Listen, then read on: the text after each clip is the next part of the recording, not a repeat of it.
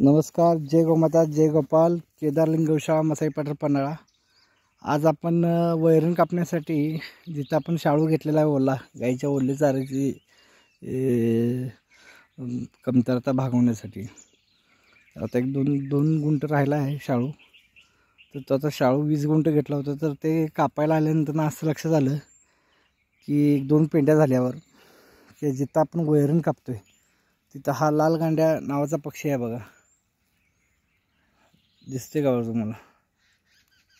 हा तिचे अंडी उभवत बसलेला आहे आणि अतिशय सुंदर देखना पक्षी. आणि हा असा अंडी उभवत बसलेला आहे. त्यामुळे आता आज म्हणण्यापेक्षा ही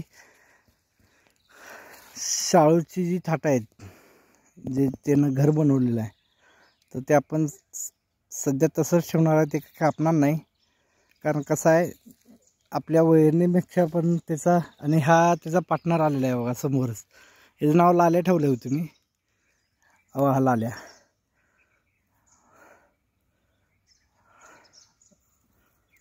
हा तर हे वैरणीला आल्यामुळे लक्षात येते.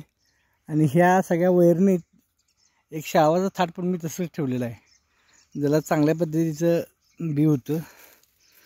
कारण कसं आहे की सगळं रान कापताना जी शाळवाची थाटं आहेत ती थाटं तशी ठेवलेत. पक्षी यांना अन्न पुरवठा इथला थांबल्यानंतर अचानक तुम्ही काय पर्याय नसते म्हणताना अशी ही थाटं ठेवली जातात रानात. जय गोमाता.